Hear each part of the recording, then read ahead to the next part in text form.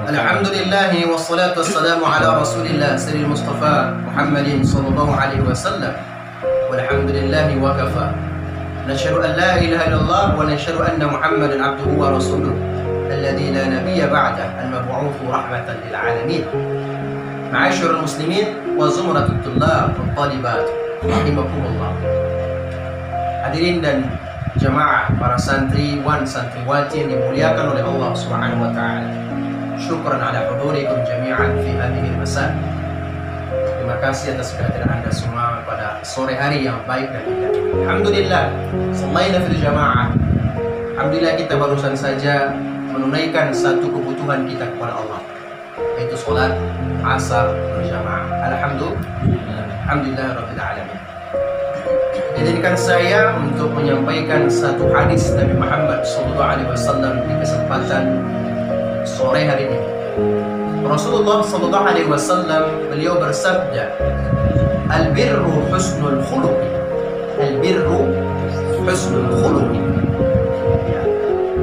Al-birru itu artinya adalah pahala atau kebaikan. Kebaikan itu sumbernya adalah akhlak yang baik. Kebaikan itu sumbernya adalah akhlak yang baik.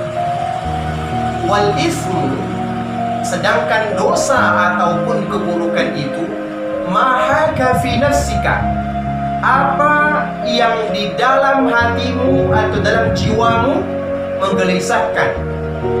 Kalau dalam jiwa kau menggelisahkan, berarti dia adalah keburukan atau dosa.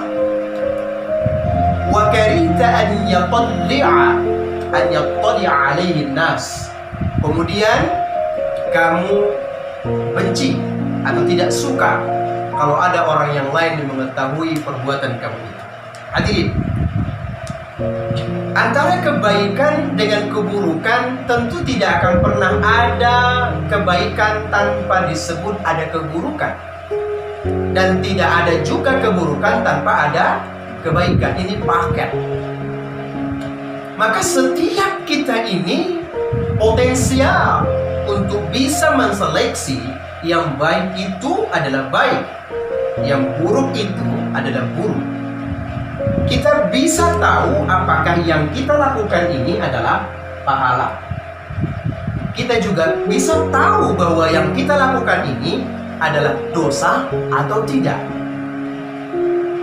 Ketika perbuatan yang kamu lakukan itu menyenangkan orang lain, ketika perbuatan kamu itu membuat orang lain tersenyum, bersumber dari akhlakmu yang baik, maka dia adalah pahala atau kebaikan.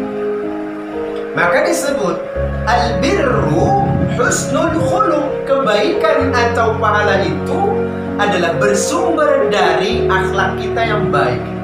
Akhlak yang baik itu menebarkan yang baik. Akhlak yang baik itu tidak akan mengganggu orang lain. Akhlak yang baik itu membuat jiwa setiap yang mendengarnya menjadi tenang.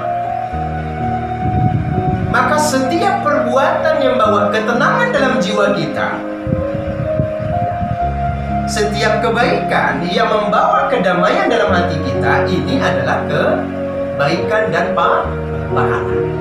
Tapi sebaliknya, ketika kita melakukan sesuatu yang membuat hati kita gelisah,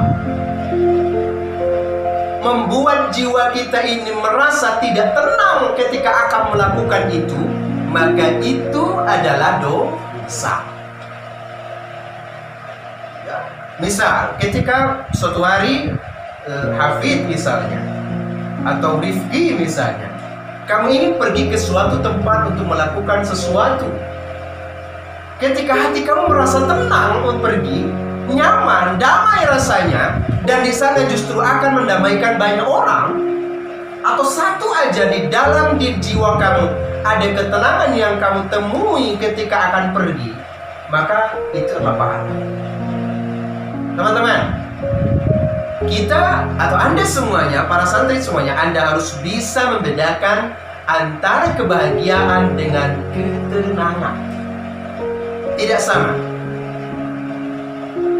As-sa'adatu hiya sa'adah, al-tuma'ninatu hiya tuma'ninah. Tiap-tiap kesenangan itu belum tentu, ya, belum tentu ada ketenangan di dalamnya. Mafhum? Tiap yang membuat kita senang itu belum ada ketenangan di dalamnya. Tapi berapa banyak orang yang mengabaikan ketenangan jiwanya demi memperoleh sebuah kesenangan. Bahkan banyak orang yang mengingkari jiwanya yang saat itu sedang tidak merasakan kedamaian demi sebuah kesenangan semata. Datang ke tempat maksiat menyenangkan atau menenangkan? Menyenangkan. Ya. Mengambil hak orang lain menyenangkan atau membuat damai hati? Menyenangkan, tapi tidak membuat hatimu tenang. Kamu pasti gelisah.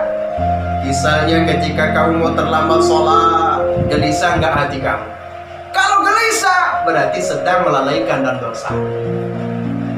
Tapi kalau yang meninggalkan yang baik saja, atau tidak sholat kamu, tidak sholat zuhur, tidak sholat maghrib, isya, rasanya seperti orang tenang, tidak gelisah, berarti ada yang salah dalam hati. Kamu harus minta kepada Allah agar diberikan hati yang baru, karena hatimu sudah rusak. Hati yang baik dan rusak itu akan mengingatkan kepada kita ketika kita dalam keadaan yang salah, akan gelisah hati kita. Ketika kita sedang berada dalam proses kebaikan, hati kita tenang, jiwa kita baik. Maka siapa yang menyalahi aturan ini, maka sesungguhnya dia sedang berdebat dengan dirinya. Maka teman-teman semuanya, pertempuran yang paling dahsyat itu menurut Imam Al-Ghazali ada pada perangnya dirimu dengan hati. Apa? Perangnya hawa nafsumu dengan hatimu. Masyaallah muslimin, suatu hari ada salah seorang sahabat datang kepada Rasulullah SAW. Dia yang bernama Wabisah ibni Ma'bad. Qala ataitu Rasulullah SAW. Faqal, suatu hari ia datang kepada baginda Nabi Muhammad SAW. Lalu bertanya. Sebelum bertanya, ini Wabisah ibni Ma'bad, Rasul SAW langsung bertanya. Faqala Nabi SAW, "Mada qal? Ji'ta tas'alu 'anil birri wal itsm?" Hai Wabisah, hai sahabat, engkau datang untukku atau kepadaku untuk bertanya tentang pahala dan kebaikan, kebaikan dan keburukan, atau dosa dengan pahala? Faqala na'am, betul ya Rasulullah. Qultu na'am, betul ya Rasulullah. Apa kata Nabi SAW? Istafti qalbak, mintalah kebaikannya kepada hatimu. Apa? Mintalah kebaikan itu pada hatimu. Minta fatwanya pada hatimu. Istafti qalbak, minta fatwanya kepada hatimu. Lalu Nabi SAW qal, al-birru ma itma'annat ilaihi an-nafsu. Hai saudaraku, kata Rasulullah SAW, mintalah kebaikan itu fatwanya dari hatimu. Karena kebaikan atau kebajikan itu apa saja yang jiwa merasa tenang dengannya. Apa saja yang jiwa merasa tenang, damai rasanya, tenang, nikmat rasanya. Bukan bahagia, bukan senang, tapi tenang. Dan hati tentram kepadanya. Dan orang yang dalam keadaan sedang melakukan kebaikan atau kebajikan itu, selain dia merasakan ketenangan dan jiwanya dalam keadaan damai, tapi dia juga akan merasakan tentram hatinya. Teman-teman semuanya, Faqala Nabi SAW, wal ismu, wahai sahabat, sedangkan dosa atau keburukan itu adalah mahaka fil nafsi, Apa yang membuat hatimu gelisah? Apa yang membuat hatimu gelisah atau yang mengganjal di dalam hatimu dan membuatmu ragu? Ya, ma'aka fi nafsi, yang membuat hatimu terganjal, gelisah, ya, wa tataraddat fi sadri, kamu ragu melakukannya, dosa. Makan atau enggaknya, ambil atau enggaknya, katakan atau tidaknya, lakukan atau tidaknya, pergi atau tidaknya. Ketika hatimu saat itu terganjal, merasa ganjil atau ragu bahkan gelisah ketika hendak melakukan sesuatu atau makan sesuatu atau hendak pergi sesuatu, ya, berhentilah sampai engkau merasakan bahwa itu adalah sebuah ketenangan yang akan kamu peroleh, kedamaian yang kamu peroleh. Hadirin dan teman-teman semua yang dimuliakan oleh Allah Subhanahu wa taala. Singkatnya adalah, sebenarnya ketika kita hendak melakukan sebuah pahala, kita bisa nilai ini pahala atau tidak. Kebaikan itu bisa diukur dari tentram dan damainya hati kita. Ketika hati kita saja gelisah akan melakukannya, ragu, bahkan rasanya terganjal, bahkan ragu melakukannya, kita sedang berhadapan dengan dosa. Nasional muslim. Tapi ada yang lebih ironis. Ketika banyak, misalnya ada di antara kita yang sudah terbiasa meninggalkan sholat, terbiasa melakukan keburukan, terbiasa melakukan sesuatu yang Allah murka, lalu hatinya tidak lagi merasa gelisah, lalu hatinya tidak lagi merasa ragu, bahkan hatinya tidak merasa terganjal sedikit pun. Orang ini bisa jadi telah Allah biarkan hidupnya, lalu Allah tunggu dia sampai menumpuk azabnya. Na'udzubillah min dzalika. Idza arada Allahu khairan li'abdin, kalau Allah menginginkan sebuah kebaikan untuk seseorang, taqaddam, maka Allah dahulukan azabnya, dahulukan rasa gelisahnya, sehingga ia mampu menilai ini masih baikkah atau buruk. Teman-teman, maka jangan pernah berkata dalam hatimu, saya merasa was-was terus kalau melakukan ini, saya tidak merasa nyaman dengan was-was ini, saya tidak suka dengan kegelisahan ini. Kalau Anda tidak suka dengan kegelisahan itu, maka berhentilah berbuat yang itu. Karena sebenarnya rasa gelisah yang Allah kirimkan dalam diri kita, bisa jadi itu adalah hidayah untuk menghindarkan kita dari perbuatan dosa. Rasa damai yang kita peroleh ketika memberi seseorang, mengirimkan sesuatu untuk orang, menciptakan rasa bahagia dan membuat orang lain senyum tanpa dusta, bisa jadi itu adalah hidayah Allah untukmu, agar engkau diberi kesempatan lebih banyak memperoleh kebaikan dan pahala. Teman-teman semuanya, dimanapun, kapanpun, dan dalam kondisi profesi apapun, kita pasti bisa meraup itu banyak kebaikan, meraup itu banyak pahala. Bagaimana caranya? Ya, hindari yang membuat hatimu gelisah, hindari yang membuat hatimu ragu melakukannya, hindari yang membuat hatimu terganjal dengan apa yang sedang kamu miliki.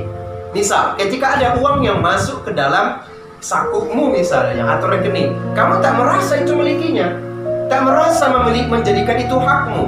Jangan pakai begitu saja lalu Anda berdalih dengan mengatakan ini adalah punyaku karena rekeningku. Tidak. Ketika Anda ragu, jangan. Ma'asyiral muslimin wa zumratal mu'minin rahimakumullah. Dalam satu kitab Imam Al-Ghazali, beliau pernah berkata begini, orang-orang yang tidak peduli dengan kegelisahan hatinya di saat melakukan sesuatu yang buruk, orang-orang yang tidak peduli dengan rasa ragunya ketika akan melakukan keburukan, atau mengabaikan setiap sinyal-sinyal bahwa ini buruk, maka dia sebenarnya adalah orang yang sedang memiliki hati yang kotor, atau yang disebut dengan qalbun marad, hatinya sakit. Teman-teman semuanya, maka mari miliki hati yang tenang, Hati yang tenang itu dengan melalui kebaikan-kebaikan yang tidak diselimuti dengan kegelisahan. Mudah-mudahan para santriwan santriwati dimuliakan oleh Allah Subhanahu wa taala, khususnya kita yang ada di Rumah Tahfidz Al-Qur'an Yayasan Mujahid, kita dijaga oleh Allah, diingatkan oleh Allah melalui sinyal gelisah di saat kita akan melakukan keburukan, jika itu keburukan. Tapi jika itu adalah kebaikan, semoga Allah Subhanahu wa taala kita mohonkan agar mengirimkan ketenangan dalam hati kita, sehingga kita semakin yakin, tak ragu untuk melakukan kebaikan itu adalah pahala. Barakallahu li wa lakum fil Qur'anil azim wa nafa'ani wa iyyakum bima fihi min ayati wa dzikril hakim. Teman-teman semuanya, hadirin jemaah yang dimuliakan oleh Allah Subhanahu wa taala. Sebelum menutup kajian singkat pada sore hari yang baik dan berkah ini, tentunya kita tidak lupa kebaikan-kebaikan orang banyak yang membuat kita berada di tempat ini. Kebaikan orang-orang yang telah mengantarkan rezekinya, yang menjadi perantara antara kita dengan Allah Subhanahu wa taala. Kita ucapkan selamat untuk mereka, orang-orang baik ini, karena mereka telah amanah menjadi perantara antara Allah dengan kita. Ma'asyarul muslimin, setiap kebaikan pasti dibalas dengan kebaikan serupa, lebih, bahkan lebih baik dari apa yang pernah kita berikan. Maka jika kita ingin sayang, jika kita sayang pada apa yang kita miliki, titipkan kepada hamba-hamba Allah yang betul-betul mereka adalah kita yakini baik, kita yakini mereka mendamaikan hati mereka dan orang lain.